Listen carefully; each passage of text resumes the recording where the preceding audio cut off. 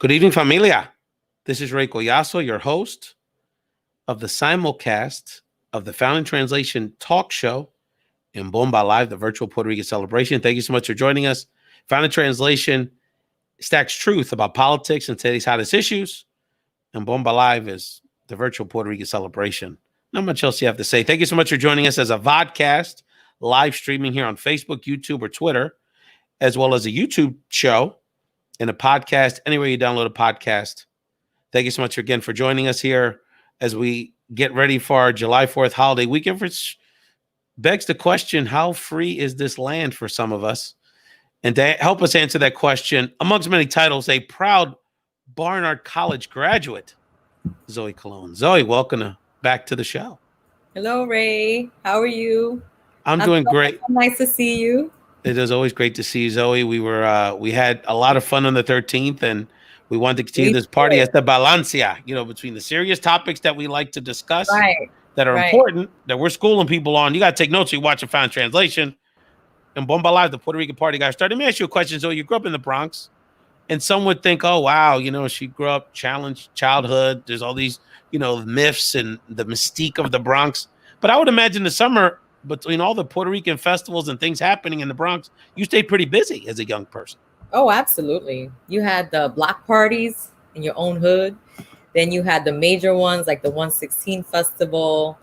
Sometimes various streets would get together and do larger events. Of course, the Puerto Rican Day Parade, Orchard Beach on Sundays. Then after party, you know what I'm saying?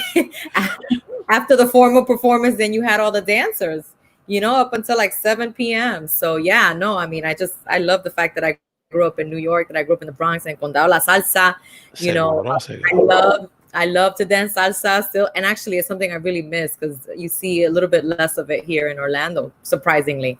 But yeah, so I really miss it for sure. Yeah, no, and as I shared on the show before, I would spend long weekends in the Bronx with my titis. Much respect to my dear titi Millie up in who's still rocking it in Castle Hill. And I just have great memories. They would have so many of their friends in these little apartments, and those were the best. The house parties were incredible. And the thing is, how are they doing? These were some of the. I mean, as a generación, they were some of the greatest salsa dancers. We're going to have a lot of salsa talk here on the show and a salsa performance later with the Muevete dance company. But I was like, no, when they would do the elaborate salsa dancing, it's like, the space-time continuum was unbelievable. Zoe, we're later on the show, we're going to hear from some great friends of ours in a challenging circumstance, some friends of ours that are involved in mobilizing Latino and Puerto Rican voters of upstate New York that are dealing with some real serious issues, but are great leaders and are going to provide us not only an update what's happening there, the challenges they're facing, but a lot of hope, because these women are taking a lot of great leadership. Our great friends, Mercedes Vazquez, and now continuing to be state Senate candidate Hilda Rosario-Escher. We're going to hear from another big contributor on the show, Shirley Santos. She's going to school us on kind of a Puerto Rican language lesson. A gubernatorial candidate in Puerto Rico has kind of gotten himself in hot water and brought the discussion around lenguaje and how Puerto Rican language speaks to some of the racial undertones and racism in our culture. But we're going to have some great musical performances as well. We're going to have Muevete, salsa dance company, and some Bomba de Luisa, Puerto Rico, which is going to be courtesy of Cultura Activa. So I'm excited for that. Yeah, no, they're fantastic. But before we get to that, Zoe, our hearts and minds, our prayers, all our love. I mean, unfortunately, it feels like every week we're doing this. There's some terrible tragedy happening to a person of color, whether it was this string of murders by the police of African Americans, George Floyd being Rashard Brooks being, I guess, the latest or amongst the latest. Breonna Taylor, still no one's been arrested in Louisville, Kentucky. Of course, Ahmaud Arbery, and so many other cases. There are too many to name, unfortunately. The string of Latinos that have been killed under very mysterious circumstances out in California. In this latest case, which is already over 2 months old, infuriatingly enough, a woman that was in the U.S. military, Vanessa Guillen, disappeared a few months ago. Hardly anybody seemed to care. And it took public pressure by her family to just get anyone to pay attention, whether it was the police, the military, or the media. And it turns out in the last several hours, some remains, which appear to be her remains, have been found. And the main suspect committed suicide on the base.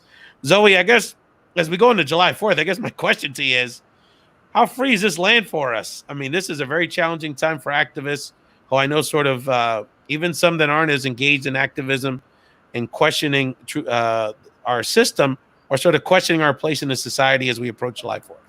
Absolutely. You have a young woman, who was 20 years old, who signed up to serve to protect this country. And ironically, having, reported sexual harassment and assault, you know, uh, for one reason or the other, it was unfounded, if you will, by the administration. And here we are. She was bludgeoned to death, the last that I saw, with a hammer.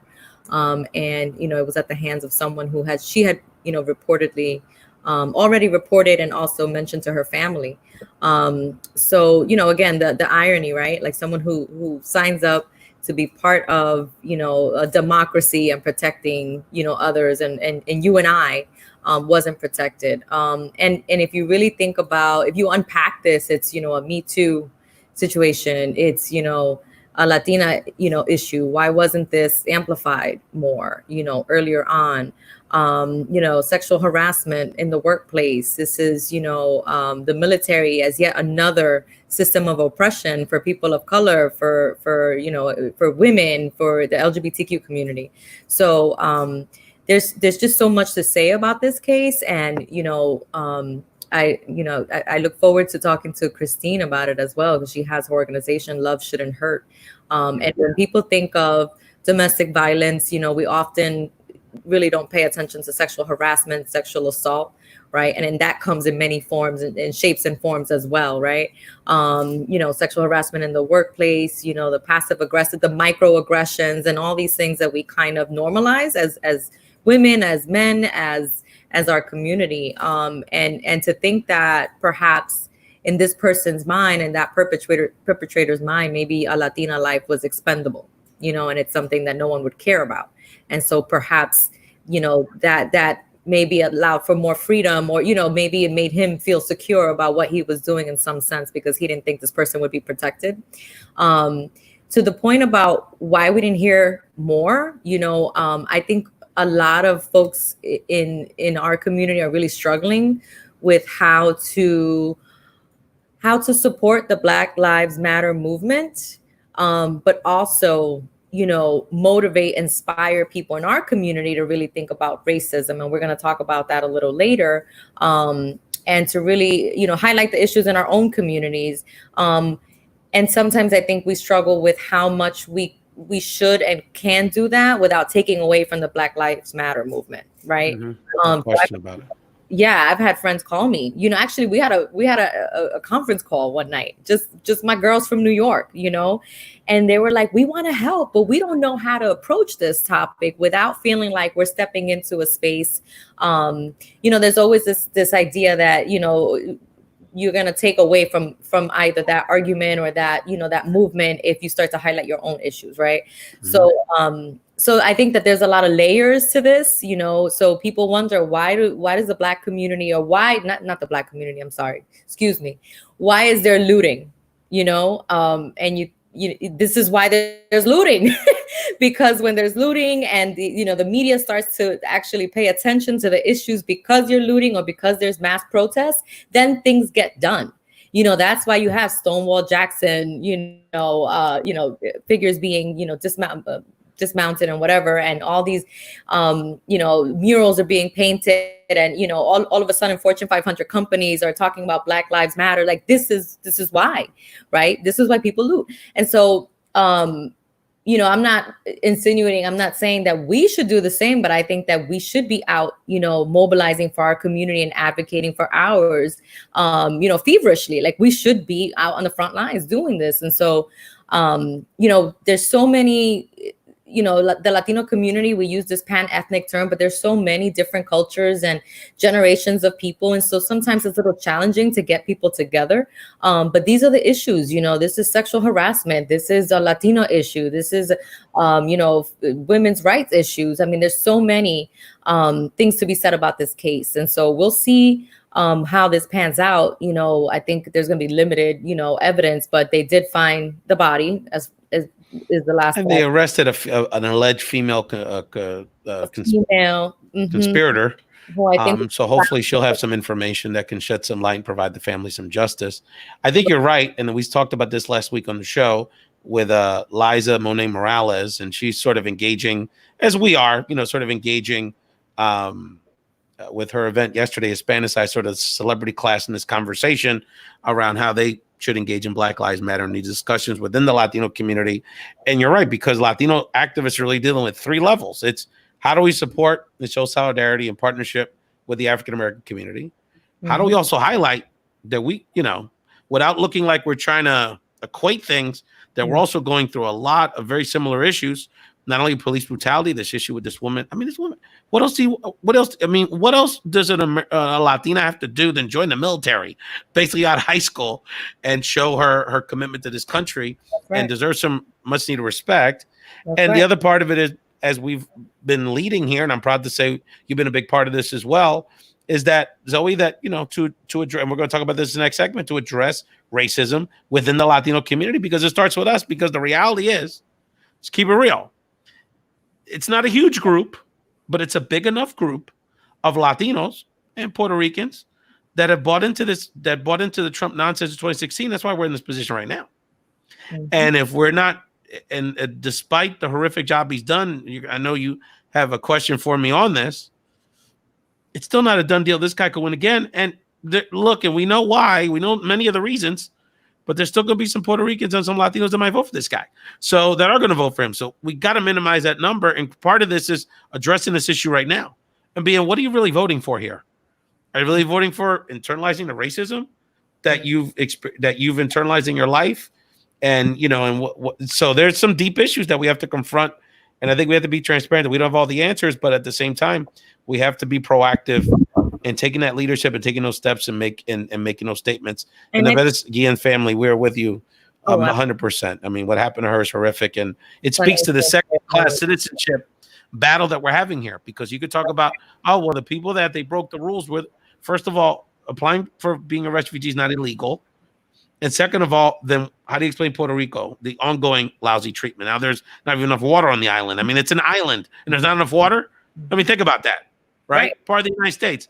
The treatment of us in the streets by the police, what happened is Vanessa, and by the way, she was the second Latino military person. There was a guy last summer that disappeared, and they just found his body not too far from where they found hers recently. So there's a lot of issues there. So I know, Zoe, you had a question about the political stuff that we're going to get to our first musical performance of the day. Well, I think with what's happening right now in our country, it's mind-boggling that this administration would continue. That there's a possibility that this character that we have for President Trump can actually still win on blatant white supremacy, even with the death of George Floyd and the subsequent activism and folks that had never really thought about racism, maybe finally turning an eye to it. Even with everything that has happened and whatever progress has come out of it, what do you think? Do you think there's really a chance for this person to win? Yeah, I think there's a shot. As crazy as that sounds, I think first of all, it's only because of the Electoral College. This guy's going to lose by 5, 6, 7 million votes. If you look at the heart, I don't know who that is, Bobby. My youngest, I don't know. Just put it down and we'll figure it out after the show. Oh, I think he's talking about Trump. Like, we still don't know who he is. He's holding up some sort of milk carton or something. He's like, what is this? I'm like, I don't say. I got some lights in front of me. I can't really see it too well. But no problem, Bob. So he's going to lose in that sense, but he also lost 2016 in that sense. So because of the Electoral College and because in the upper north, we have a lot of states that are overwhelmingly white, he still has a small chance. Maxwell, I just need a second, Poppy. Then I'm going to go to a music break and I'll answer your question. Daddy duty's never over. Yeah. Just give me a second, Max. Just give me a second. Well, it'd be good for us in the future to talk about the Electoral College, right? Because I think some conversation about what's the use of, to hold on. White power. I mean, is what it is, because it isn't democratic. There's no question about it. Look, part of me thinks like there's about a part of me really thinks he's going to get his ass whooped and it's going to be irrelevant. I mean, that's possible. The polls stay the same. Part of me thinks like inevitably you know, the economy can only get a little bit better. I mean, COVID is still here, but it's right. You know. Speaking on COVID, like he hasn't even performed when it comes to responding to COVID. He's irresponsible. Every single day you can hear how irresponsible he is. Yeah, and that's why he's losing confidence with his senior base, because that they're worried about dying. You know, forget the racism for a second.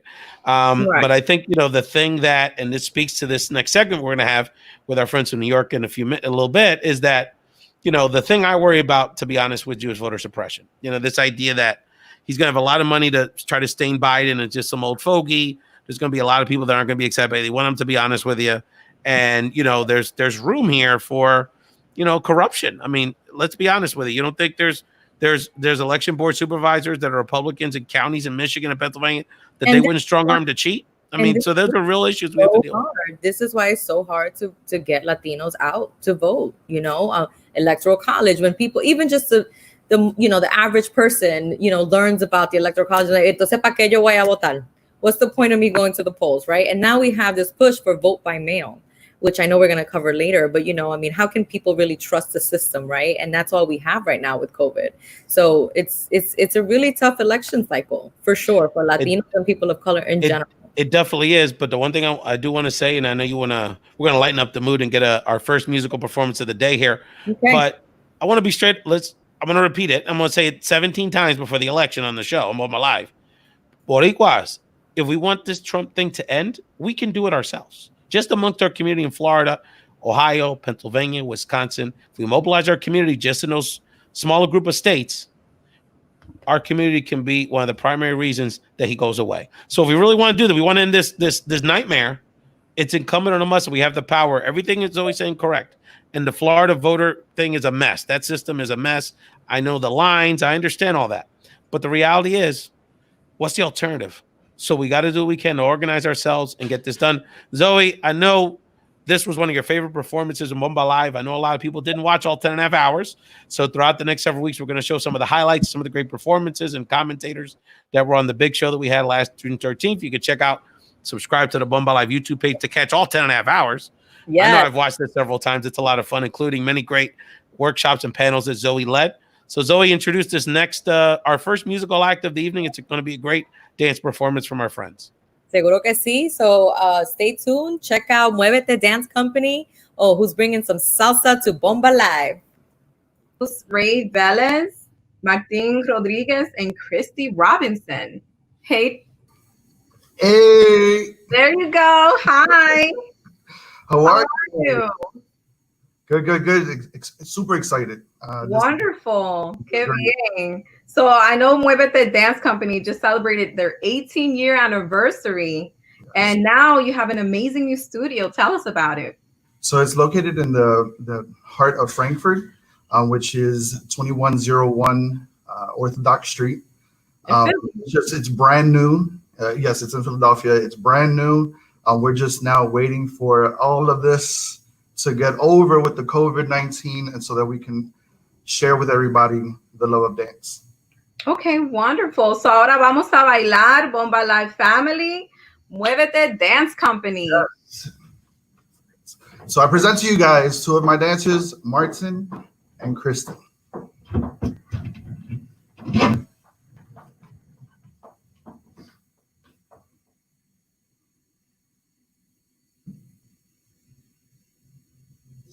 Muevete Dance Company.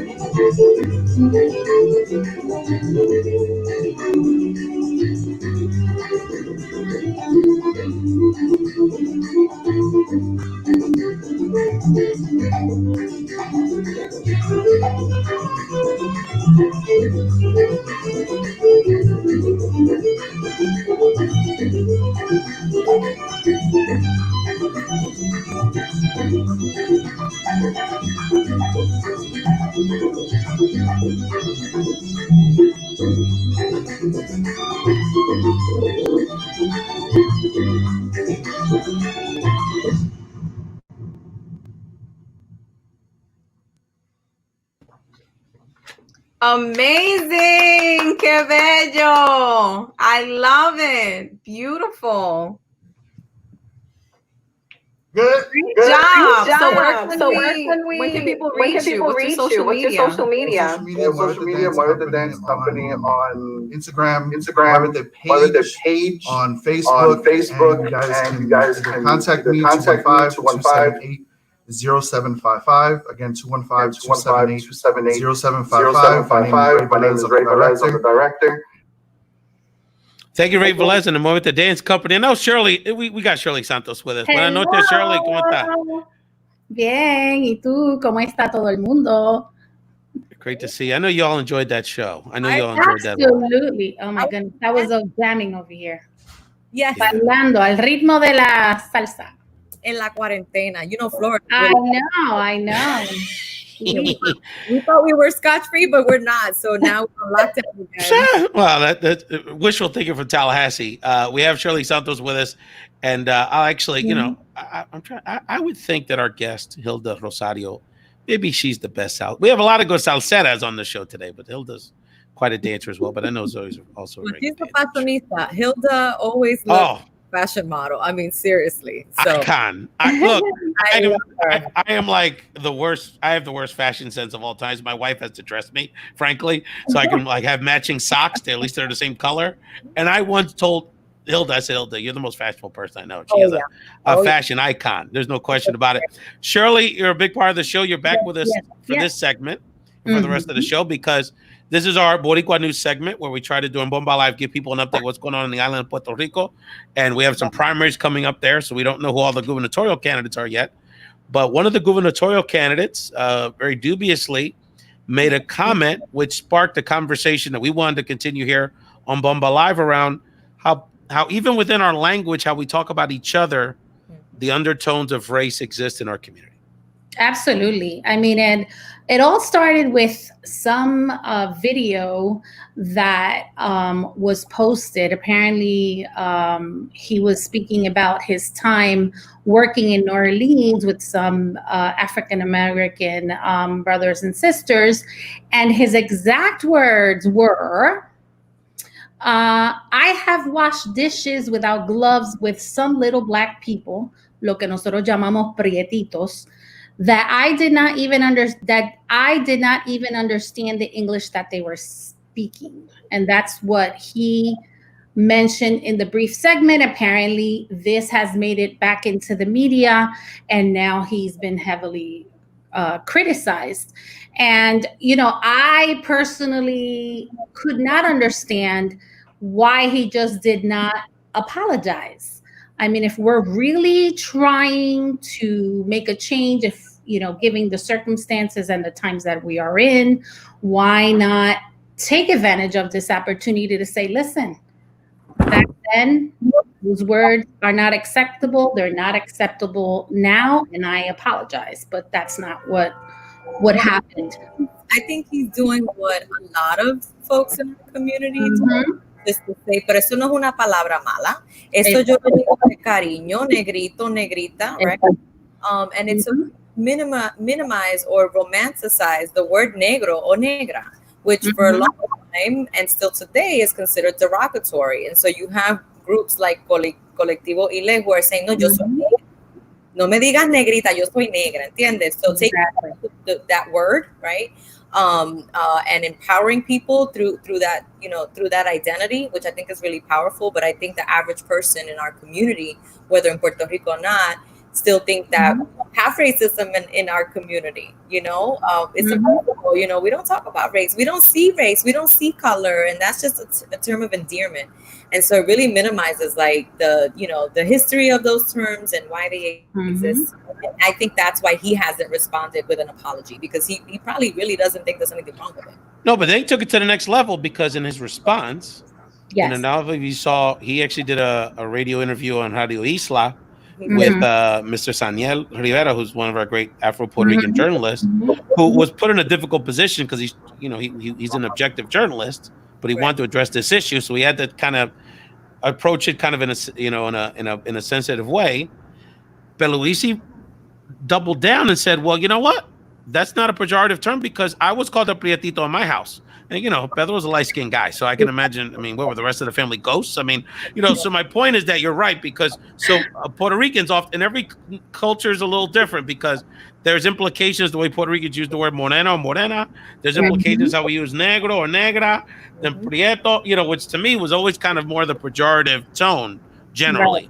In Puerto Rican Spanish and Puerto Rican conversations, is that we play with these words. Sometimes we're using it to talk about a partner's looks. Right. So, I have uncles that would refer to their wives as negritas, even though they're not particularly black or what you would consider Afro-Boricuas. But then they'll turn around and use these words in a negative way, referring to other Puerto Ricans or African Americans. And I thought the fact that he used it referring to African Americans, not Black Puerto Ricans, was very indicative, Shirley. So, Shirley, you're the Spanish teacher here, so break down for people how some of this language in Puerto Rican Spanish and culture gets played with back and forth. Well, the thing is that it's I think the excuse now is that, it's part of our culture. And I think it's been normalized. This kind of language has been normalized. And Colectivo Ile is at the forefront fighting these kinds of things and language, trying to, change the curriculum in school. So, their history is included in the curriculum. But growing up, I remember a lot of phrases. Being a light-skinned Puerto Rican, I remember my grandfather telling me, "Vas a dañar la raza." If he saw me with anybody who was, a trigueñito or a darker shade of Puerto Rican, that's what he used to say to me. I know that, if you have curly hair, dicen pelo malo. When they refer to sewer water or sewage water, whatever, they call it agua negras, so it's just embedded in a lot of things, in the music, in los chistes, and people need to start making a self-reflection. And I think the island is going through this, and all thanks to, unfortunately, the death of George Floyd, and how these voices now are being heard, and people are starting to, sit and self-reflect. There's a lot of work to do. I think we have abolished slavery, but racism is alive and well, and it's very, very present in our culture. Little things that we have to start realizing that are not okay. I think that the Ricky Renuncia movement, came out of, the calling out misogyny, right, and domestic violence and anti-LGBTQ comments, and and so I think that there's an awareness that's at least minimally, hopefully, leading to difficult conversations in the household. And I love that groups like Colectivo Ile and even some of the candidates that are running that are darker skinned women that are out there, saying, yes, I can lead this community, and, and also the work around the census, right? Claiming your race in the census, which is a lot of what Colectivo has been doing. I hope will at least ignite some conversations that need to happen, because it's not just in Puerto Rico, right? This happens here, it's everywhere. Right. Pero the fact that it's been romanticized, no, eso es de cariño. Yo le digo, like, my mom is very light skinned, like your color, and my dad used to call her negra. You know what I'm saying? And so it may not come with malice, right? Mhm. We'll have to have, I think, difficult conversations within our families to explain why this might be not misinterpreted, but offensive to people, and why we need to change that.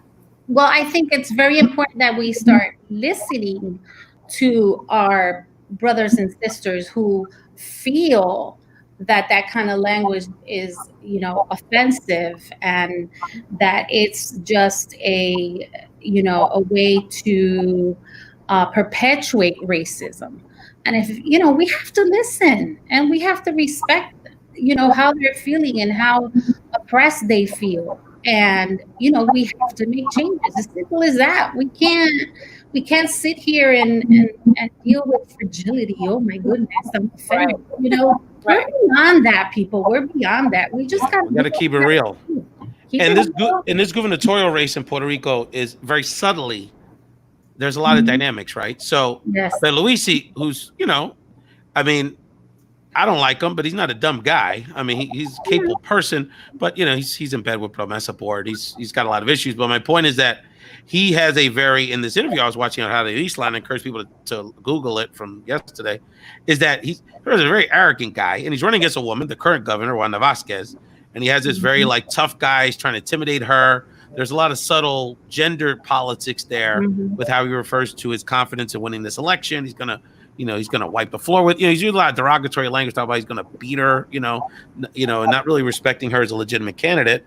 And then there's a good chance if he were to win the nomination, he'll run against multiple women, from multiple parties, depending on how some of these primaries shake out in a few weeks. So I think there's a lot of issues there. And most of these people are not particularly darker skinned. So, we're not going to have a Afro Puerto Rican be the next governor one way or another, or even someone that would be considered a more typical looking Puerto Rican. So you're watching Bomba Live with Shirley Santos and Zoe Colon. Before we bring on our very special guest from upstate New York, part of the Puerto Rican diaspora in Rochester, New York. Zoe, you've got some, you always have the 411 on the I-4, so let people know about the Florida primaries and a few things you want to note about these important elections happening in Florida in a few weeks. Yeah, well, so there's a huge need to push, our community.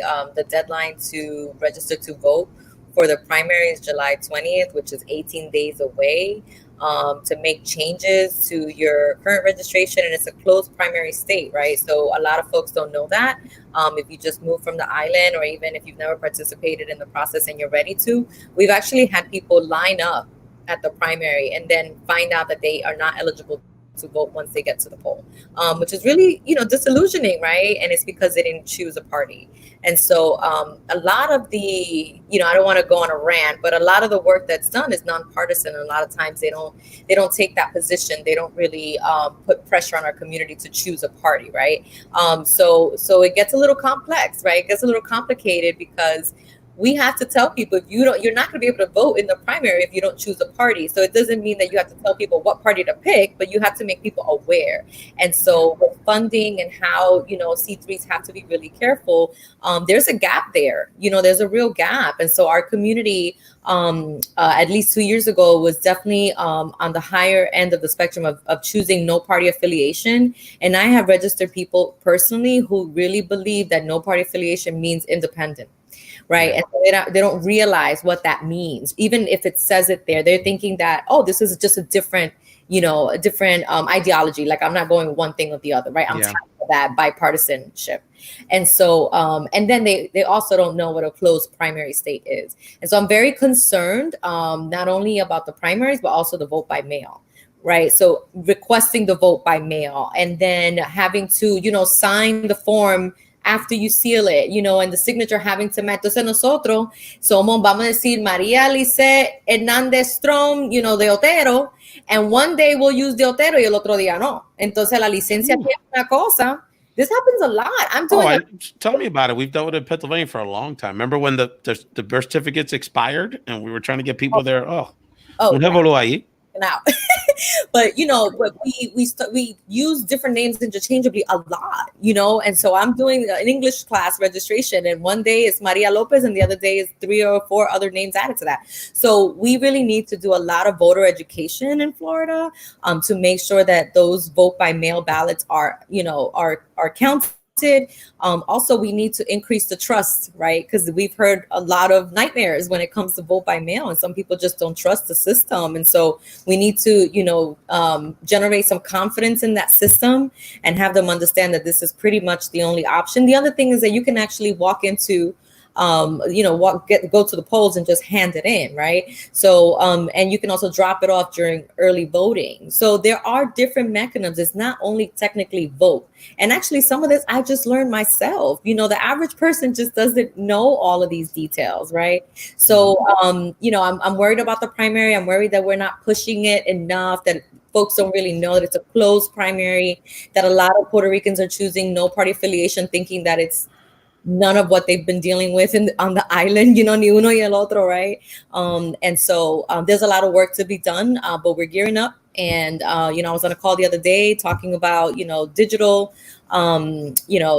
tools and how to reach the community that way, and doing more voter education. So hopefully we'll be able to turn this population out. No question about it. And much respect to our friends, Amy Ricardo and Hochi Cora, that were on the show recently, who are going to be on the ballot in August in Central Florida. We encourage people to come out to vote. I've always had an issue talking about Florida. In middle August, who wants to do anything in Florida? Much just go out to vote. So I've always thought the primary should be in the spring and a little more natural primary season. And I think that's just, Florida is a very voter suppression state. And we've been dealing with that legally in the ground organizing for a long time. Mm-hmm. And no wonder why we have some of these issues with the political process, like we have with your horrific, I said it, you don't have to say it, this horrific governor you have, doesn't want to pay people unemployment, has done a horrific job with COVID. And is just, he just cut a bunch of adult education funding in the budget. Just people, even Republicans thought it was like a typo. They were like, why'd you cut that money? These are adult learners. These are people that have special needs in the education system. So just a horrible governor, but that's why we have to keep organizing ourselves.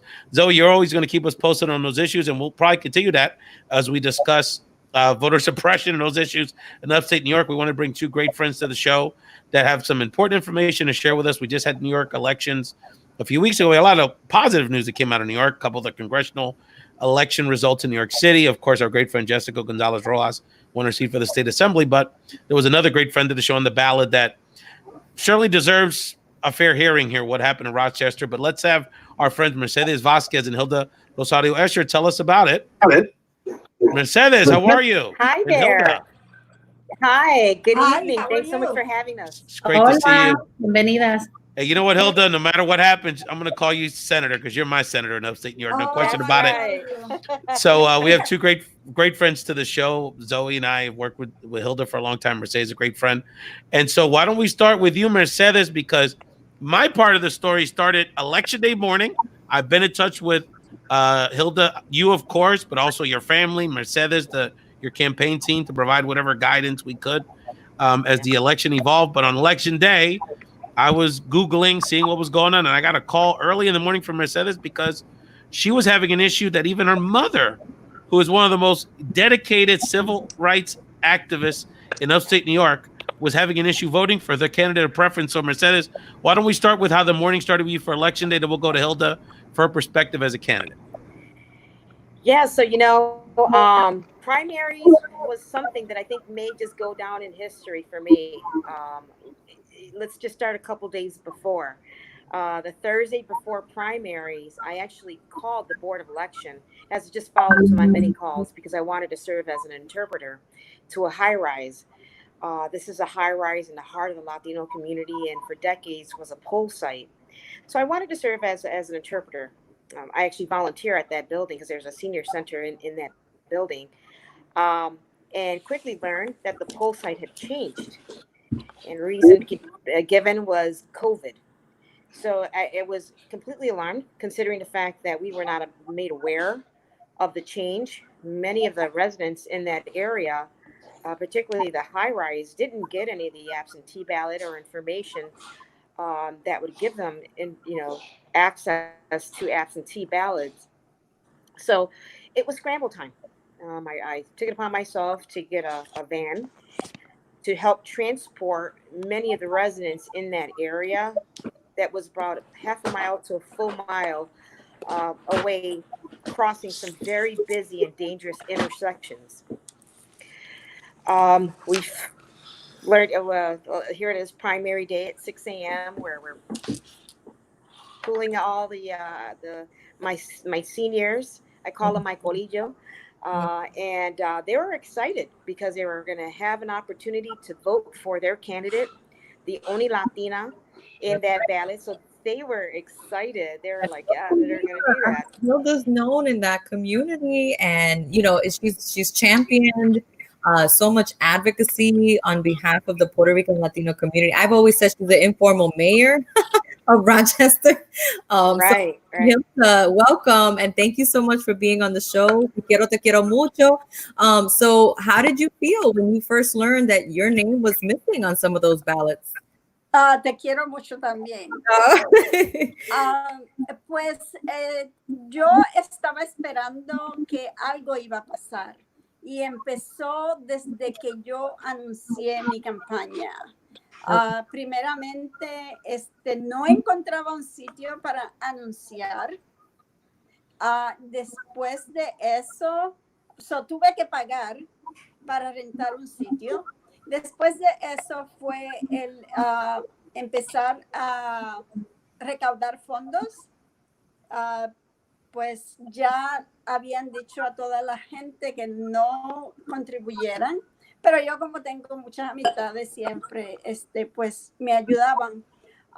Después de eso fueron las peticiones, y pues cuando yo sometí las peticiones, entonces ellos querían que yo no apareciera.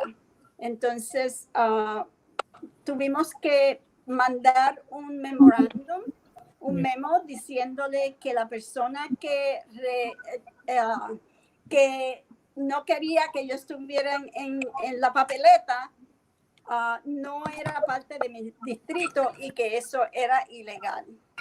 Entonces, después de eso, vienen las primarias y anuncian que los sitios donde la gente hispana han votado por muchos años, están cerrados, que tienen que ir a otro sitio. Después de eso, pues ya yo sabía que esto estaba planeado todo. Desde un principio esto fue una pesadilla, parece. Eso era como subiendo una montaña, pero yo pues no, yo seguía. Right. Y nosotros hicimos encuestas y yo estaba al frente de todos los candidatos. Hicimos un debate y yo pues gané el debate. Wow. Pues entonces pues ellos cambiaron. Eso fue una confusión creada para que la gente de nosotros no pudiera votar. Entonces tengo muchos ejemplos de personas que fueron a votar y que le decían que ya ellos habían votado por papeleta en ausencia, cuando en realidad no habían votado. Multiple voter suppression activities, if you will. It wasn't just your name not on the ballot, right? This was like voter suppression across the board in the Latino community, and specifically with your name not appearing. Which is y además de eso también yo creo que es racismo. Okay, well, yeah, I didn't know if you wanted to get into that, but Rochester has a very interesting demographic, right? I think historically some areas were predominantly African American. There's been, I think, for a long time, generations of Puerto Ricans there, right? And me imagino que después de Maria, a lot more Puerto Ricans came. Oh, yeah. So, I see that here in Orlando and in other parts, and this has happened historically, as somewhat of a sense of displacement or someone losing power because there's a new growing majority, right? So how do you think that played into this? Pero además de eso, esto ha sido, encontramos que esto estaba pasando por años.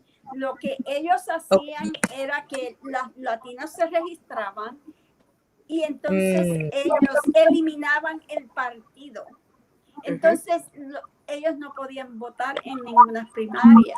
Y esto nos lo ha dicho una persona que trabaja ahí.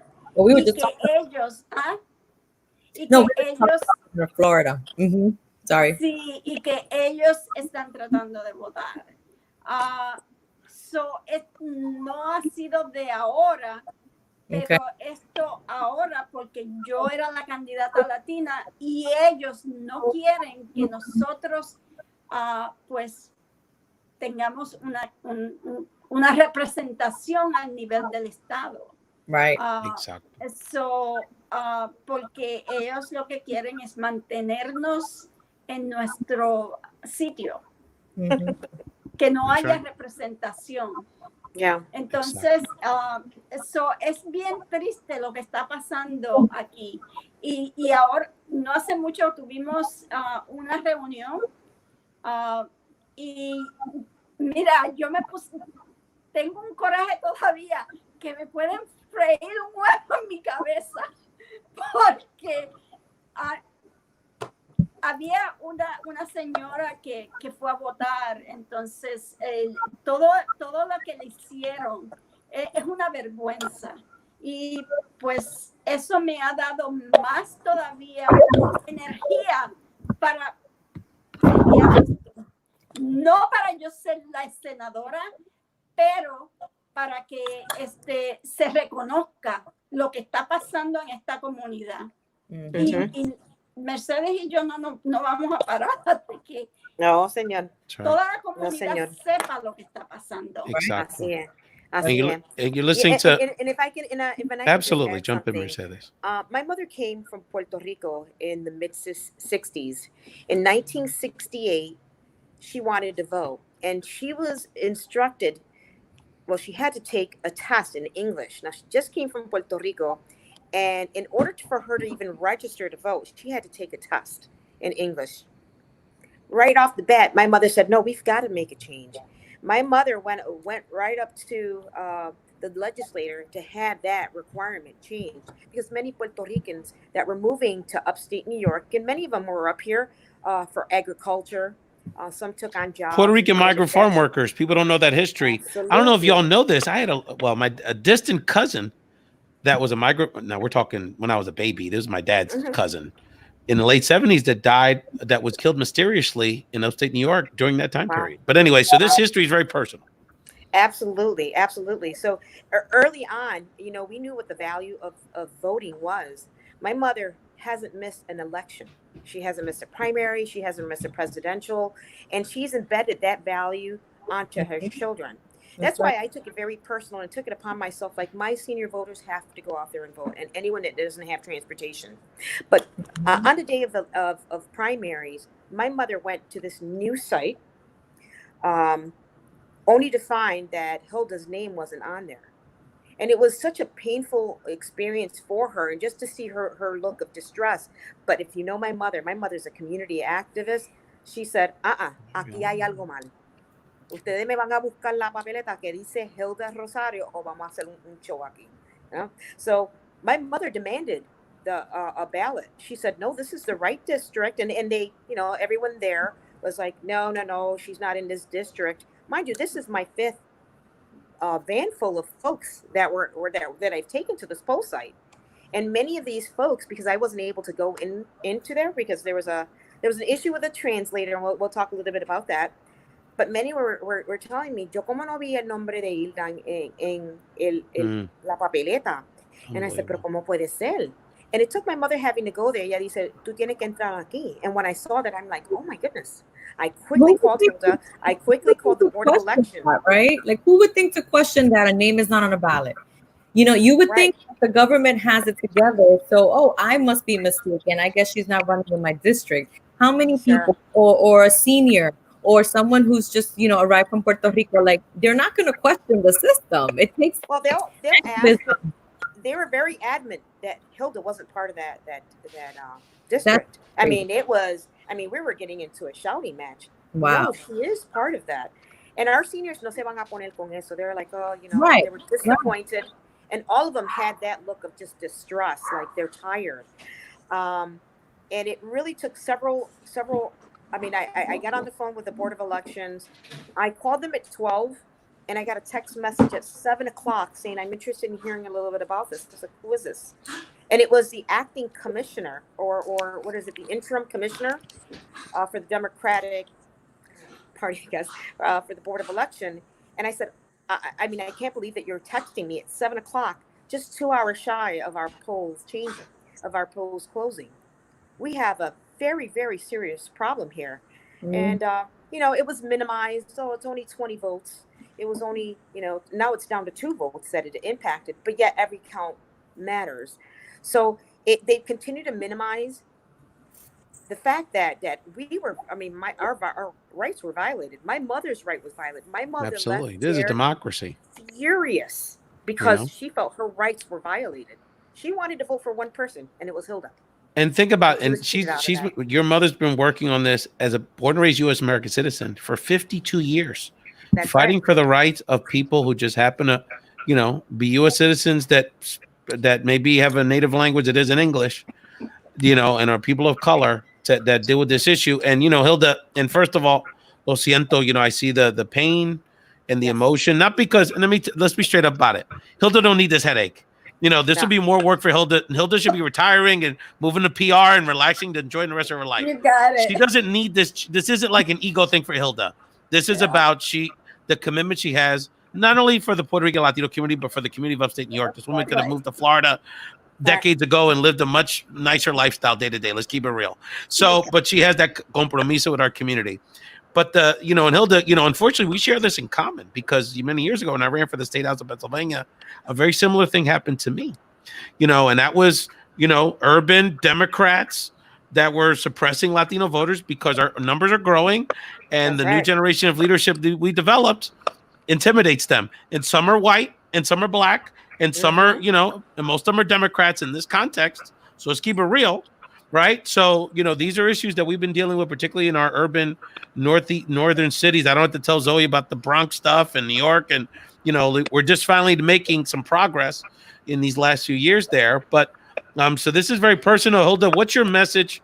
Well, let me ask you this question. I want Shirley to ask you the question on your message. But what do we do from here? What is the next step now? I know there's been an organization or a group that's been developed to combat voter suppression against Latinos.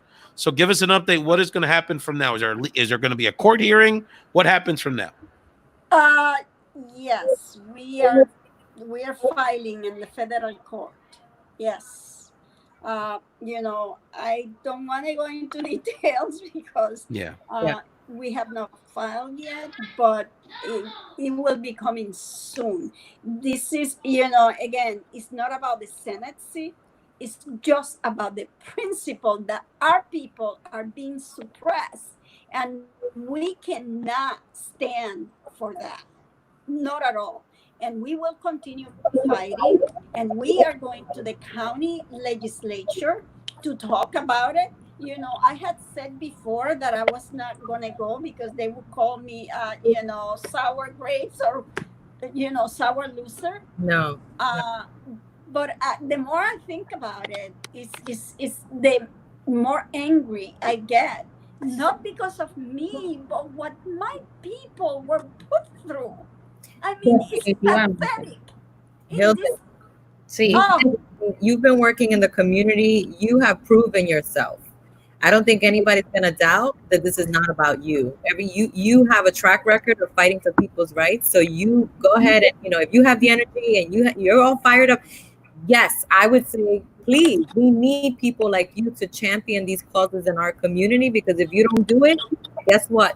It's going to be very hard to find someone else to do it. So I think you've already proven that you're really about the community. You don't have to worry about people thinking that you're trying to do this because you are a story. That's right. No, people that know Hilda, they know that that's not true. So I don't know if I just wanted to encourage you because we know it's not about you. It's about the community, and you have shown that.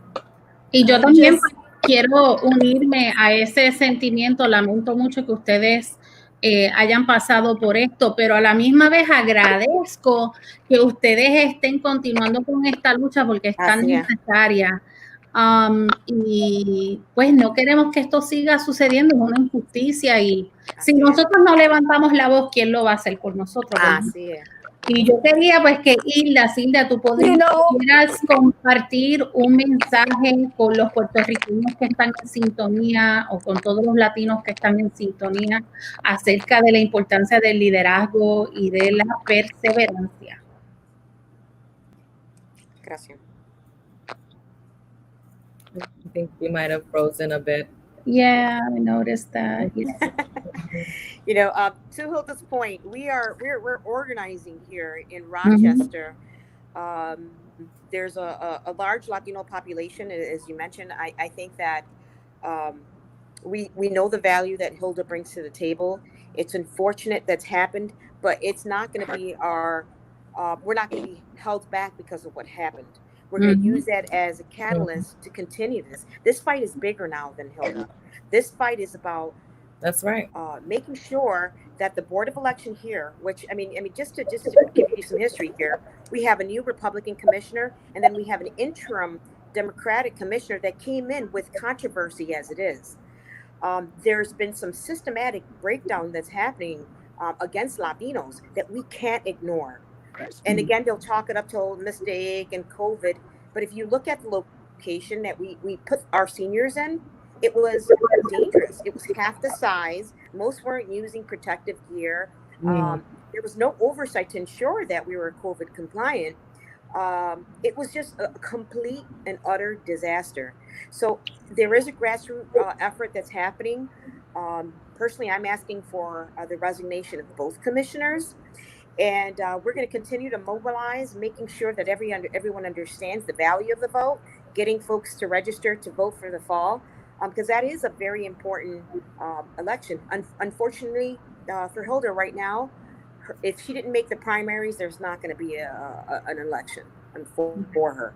So we are, again, going to use the fact that this has happened and with her guidance and with other Latinos that are here in Rochester, we're going to step up to the plate and say, we're done. Enough is enough. Absolutely. And you've been listening to Mercedes Vazquez Simmons, a great community activist and entrepreneur. We're going to get into some of her business exploits in a second, one of her great passions. And for my money, one of the great leaders we have in the Puerto Rico Latino community, Doña Hilda Rosario-Escher, who was a state Senate candidate, still a state Senate candidate as the legal process. I think we had some, Hilda, if you're watching, just log back in. It's like a TV. Sometimes you have to turn it off and on. So hopefully we'll get to Hilda back for her closing comments. And if anybody can text her, just by the way, I call Hilda the Latina Jackie Onassis. She has got class from when she wakes up. I was like, do you sleep? No. Do you wake up like this looking so gorgeous? The fashion game is unbelievable. She's a class act. Great family as well. Her children are great business people and supporters of her, and just a great partnership. So Hilda's getting her stuff together. But as we got to lighten it up a little bit, and I wanted to get some commentary from Mercedes. Speaking of fashion, so one of Mercedes, I don't know if Shirley, viewers always know this, great businesswoman, but she is a boxing promoter. That's right. That's right. So she is a boxing promoter, Pretty Girl Promotion. She does one of her great expertise is supporting women boxers, especially these Puerto Rican women boxers. Puerto Rican women are a big part of the Puerto Rico, boxing in general with the women's boxing scene. And I know you're going to get into MMA as that evolves in New York State. But we've had a great week, and we're actually continuing it tonight. Later today, one of the great Puerto Rican boxers, Wepa, is going for his third belt in about an hour after this. So you can check that on ESPN. But on Tuesday, I'm looking at the time. I'm like, I was texting him and said this because there was two young up-and-coming Puerto Rican boxers on ESPN. John Bausa won his bout in a rising star, born in Aguadilla, but Zoe lives in the Bronx now. A young guy named Josue. What's Josue's last name? Anyway, it's on the screen. So anyway, I'm having a brain fart all of a sudden. But anyway, Josue comes out, and there's a whole drama because they're in Vegas, and you had to stay in like on your floor in the hotel, or you couldn't be a part of the fight. His dad goes downstairs to get a drink or something and forgot to put his mask on, so they wouldn't let him be in the corner. So he's crying before the fight. His dad wasn't able to help him, so he's going through all these emotions, and then he comes out like this. So we're gonna be off screen, but Mateo, people will still hear you. So you need to give your commentary on how Josue came out in this for his fight yesterday. It was classic. It was classic. Yeah, it was a Camacho style entrance for sure. Hosts Ray Vargas. So talk to me, Mercedes, about this look. You know, I mean, first and foremost, Camacho is so near and dear to my heart. Father, son, and the rest of the Camacho family. So I was thrilled to see a tribute to Camacho. And if I could just say something about boxing, boxing took a major pause around the world. So the mere fact that we're having events is a big thing. We were worried because boxing was on the decline because of the popularity of MMA. With this, we thought, boy, this could potentially be the demise of boxing as we know it. We're fortunate that some states opened up, Florida being one of them. And I believe Vegas. So the larger promoters, like the Bob Arams, are able to put on those boxing events, which we're able to see. But as you can see, they're audienceless. And there are some serious precautions. Fighters have to go in. They have to be take the COVID test. They have to be on premise, I believe, maybe a week or two before the event. And they have to comply with many of the guidelines that the state puts on, the state commission. New York, unfortunately, we're not there yet. In fact, we don't even have boxing gyms open in New York. So fighters, we encourage fighters just to stay active in their homes, use outdoor facilities to make sure that they're still doing cardio.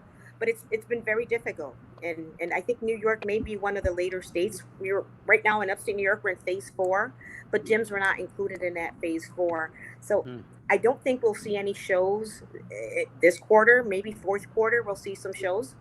And, New York has some of the New York is the capital of boxing. So we have to have Hall of Fame, not too far. I've been there. My brother went to Syracuse, so have some understanding of that. And of course, visit y'all many times. Hosts Ray Vargas, young prospect to watch, Zoe. Bronx guy. This kid's got some swag. He's very athletic. I was texting with Mercedes because giving us that analysis for the fight last night. And of course, Puerto Ricans have a great tradition in boxing. Shirley, let's re-ask Hilda Rosario-Escher, who's returned to us for our final comments. Definitivamente, Hilda, yo estaba diciendo que lamento que pues esto te haya pasado, pero también estoy muy agradecida que sigas con esta lucha. Y yo creo que es bien importante que en esta noche, ¿qué mensaje tú le tienes para todos los puertorriqueños que están escuchando y los latinos que están escuchando? Es muy, muy importante que nosotros nos registremos para votar, porque el voto es el poder que tenemos. Si tú no votas y si no te registras, pues entonces no tienes ningún poder. Y eso es lo que están tratando de hacer, que nosotros, porque si no votamos, pues entonces los políticos no nos ponen atención porque no somos importantes. Yo quiero exaltarle a ustedes que tienen que registrarse para votar, porque si no, los recursos no vienen a nuestras comunidades y no nos importan. Nadie nos pone atención. Es su voto. Así es. Exactly. That's a wonderful way to end that segment. Hilda Rosario-Escher, we're with you. Please keep us posted on your legal battle and the ongoing advocacy you're going to do on behalf of the Puerto Rican Latino community and really all people in Rochester. This woman, through her work in housing, healthcare, human services, education, she has helped countless amount of people in upstate New York. Her leadership is known throughout the state, throughout the Puerto Rican diaspora, throughout the Latino community around the country. So we're going to support you and whatever your next steps are, 1,000%. Mercedes, you know how we roll. You're a great activist. Mando un saludo.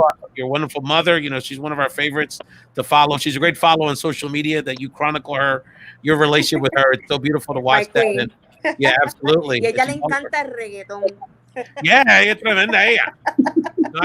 We gotta exchange notes on the music. I know she's big on ella está en todo, like my mother says. She's into all of it. So thank you so much. I want to wrap up the show with Shirley and Zoe for a moment, but I really appreciate our friends from Upstate New York. Zoe, part of you I know is infuriated.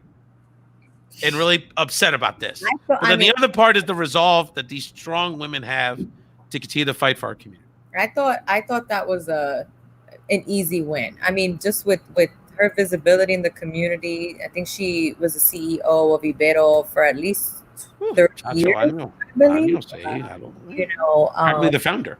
Her heart is really in it. I got to know her a little bit personally, and I just know her heart is in it. I mean, she's been doing right by that community and all of the community, not just the Latino community, for such a long time. I didn't understand how that could even happen, right? It's supposed to be a democracy, the United States. I mean, which is quickly crumbling, which is really scary. Really scary. Like, what do you mean, right? And that's why I made the comment that I don't think the average person thinks that it's even possible for something like this to happen, because it shouldn't be, And so I hope that, I know she's hurt and angry, but I hope that turns into that, what she needs to continue to fight, because it's important. It's important that she fights that fight. If she doesn't do it, who's going to do it, right? To Shirley's point, like, who's going to take this on better than someone who's been impacted by it? And I think people know her heart, and they know that it's not about the fact that she didn't move it to the next, to the next election, but that this is unfair and this is unjust for our community. And it wasn't just about the ballot. It was about people going everything else. Oh yeah, moving the location, all the funny business, and they did that to seniors when what's easier for them to go down the right there in the voting booths in the lobby? What's easier than that for them? Do you think the average person thinks about where the poll locations are? No. But when you start analyzing it, you're like, why did they close the polls right next to that university or right next to that community center? Only people that are really, in the trenches, really thinking about these things, really notice that. The average person doesn't know that. So somebody needs to highlight those things. And there's been voter and minority community voter suppression going on with the excuse of COVID all over the country. Think about that young man in Kentucky, Mr. Booker. He would have won that primary if all the polling places had been where they were normally supposed to be. Didn't you see those people banging on the door at the convention center trying to get in to vote in Louisville, Kentucky? I mean, and it's happened in Texas. It's countless places throughout the country where minority voters have been disenfranchised. Hopefully it won't happen in Florida in the primary, but we'll see. It happens to people with licenses from Puerto Rico. Yes. So the poll workers are often not Hispanic. Let's just say that. And I actually went with my aunt who had just moved from Puerto Rico, and they were like, no, she can't use the port. And I was like, yes, she can. She can absolutely use the license from Puerto Rico. Yes, she can. And so I had to advocate for her. But you know how many people probably went to that poll with a license from Puerto Rico? ¿Y quién? Entonces, if you're, again, newly arrived, you're like, oh, okay, yo creía que sí, pues se van como dicen, con el rabito entre las patas, and they go home not knowing that somebody just, suppressed their right to vote. That's right. So it's happening, and I'm glad that, upstate, we're going to have someone fighting for us. Absolutely. And I want to, this is incumbent on, because at this point, Hilda's right. It isn't about her, but that means the other leadership in that community have to step it up. It just can't be Mercedes. It happens. I see it all the time in our work. It's always the same 3 or 4 people doing everything. And it's like, we got 50,000 Latino voters in that community. They need to step it up, organize, support her. They can't be doing everything. Register people to vote. We still got elections coming up, obviously, in the fall. And they need to be there and hold that Board of Elections accountable and call for their resignation. I mean, to blatantly suppress people to vote and then nothing's going to happen to them. They have to hold somebody should go to prison for that. Somebody should be indicted for that. That's criminal to do that to voters. Absolutely. And I just want to say that I think it's a shame que a estas alturas we have to be this vigilant, because they're doing everything in their power to keep us down. I mean, a lot of us start, getting comfortable thinking, oh, maybe things are changing. And then things like this happen and you're like, oh my goodness, how can this be happening? Well, we moving forward, we're going to have esa malicia, even though, you don't want to have it, but it's the only way to guarantee that things are done right and that things are done fair. And this is where, and then I'm going to ask my colleagues for their final thoughts on the show. And then Shirley's going to introduce our musical performance to wrap the show up. But this is where our friends in the legal community have to step it up, because, these are legal battles. We have to have our voter protection and our legal stuff in check so that our legal community friends, our Puerto Rican Latino lawyers, can go to the Board of Elections, say, we know the tricks before the election, say, these are the tricks we're going to be looking for. This is our federal, we've already alerted the federal agents that you do this kind of stuff. We're going to have video cameras. We're going to have lawyers at every place. And these are the things we're going to be looking out for to try to intimidate these people on our end to be like, to know our rights. And I don't know all the dynamics happen in Rochester, but that legal piece and our friends in the legal community have to be there to do a lot of the preventative, threatening these people on the front end to be like, we're going to be watching you at every polling place and train our workers to look out for these things. Zoe, any final shout outs or thoughts?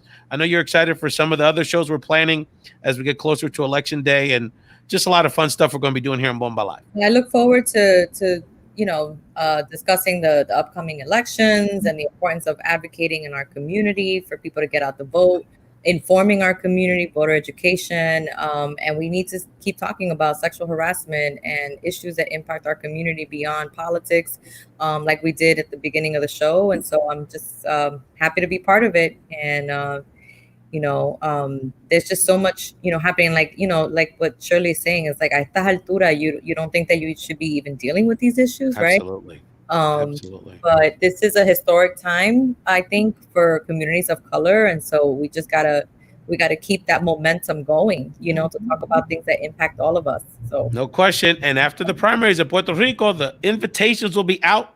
We are inviting all of the major candidates for governor of Puerto Rico to come on the show and talk to the diaspora and talk to the people in Puerto Rico about your positions. We need to learn and get involved because we're going to get calls, from our cousins on the island, and we're going to hear information and want to be accurate about the future of the island, because whether it's the governor or down ballot, we obviously know we need a cleansing of political players here on the island.